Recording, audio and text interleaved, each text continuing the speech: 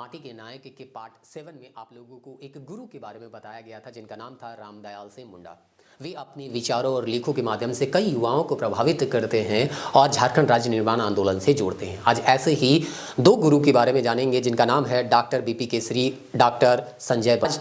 माटी के नायक के इस सीरीज में इन दोनों गुरुओं के बारे में हम लोग जानेंगे कि कैसे ये अपने विचारों लेखों के माध्यम से यहाँ की युवाओं को जोड़ते हैं और इनका झारखंड राज्य निर्माण आंदोलन में क्या भूमिका रहा था। चलिए जानते हैं डॉक्टर बीपी केसरी और डॉक्टर संजय बसु मलिक के बारे में। कहा जाता है झारखंड अलग राज्य के लिए चलाए जा रहे आंदोलन में डॉक्टर बीपी केसरी ने बौद्धिक जागरण लाने का काम किया जैसे रामदयाल सिंह मुंडा कर रहे थे। इनको डॉक्टर संजय बसु मलिक का साथ मिला। मलिक मुख्य प्रशिक्षक की भूमिका में थे।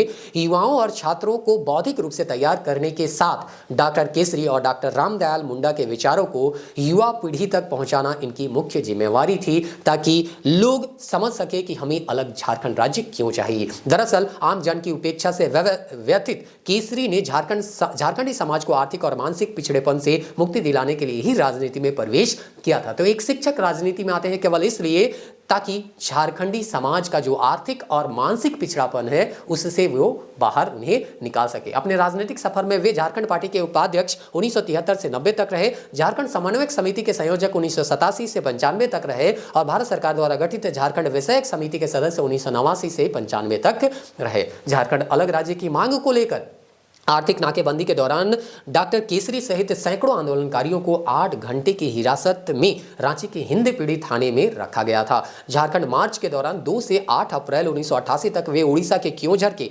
चंपुआ जेल में रहे थे। तो इस तरह ये लोग जेल गए, शिक्षक होते हुए ये लोग जेल गए और झारखंड राज्य निर्माण आंदोलन में अपना योगदान दिए। इसी तरह वृहद झारखंड की मांग को लेकर 24 से 28 मई 1988 तक केसरी को रांची जेल में रहना पड़ा था। आगे बताया जाता है डॉक्टर बीपी केसरी, विनोद बिहारी महतो, संजय बसु मलिक, संतोष राणा और सूर्य सिंह बेसरा के नेतृत्व में झारखंड समन्वय समिति ने विभिन्न दलों के बीच समन्वय स्थापित करने की नई पहल शुरू की। मकसद बिखरे झारखंडी राजनीति और जन संगठनों को एकजुट कर एकीकृत आंदोलन शुरू करना था और अलग राज्य की मांग को लेकर चलाए जा रहे आंदोलन को धार देना था। अगर छोटे छोटे संगठन होंगे तो उनका प्रभाव नहीं होगा, अगर सभी मिल जाते हैं तो उनका प्रभाव वृहद होगा और इसीलिए इनको जोड़ा गया, इनके बीच समन्वय स्थापित किया गया। जेसीसी की यह पहल कामयाब रही। केसरी ने 1988 में झारखंड राज्य के लिए ज्ञापन दिया। इसके बाद जेसीसी ने 18 और 19 मई को झारखंड बंद किया। झारखंड बंद के बाद पहली अनौपचारिक वार्ता आजसू के साथ दिल्ली में हुई, जो आपको पिछले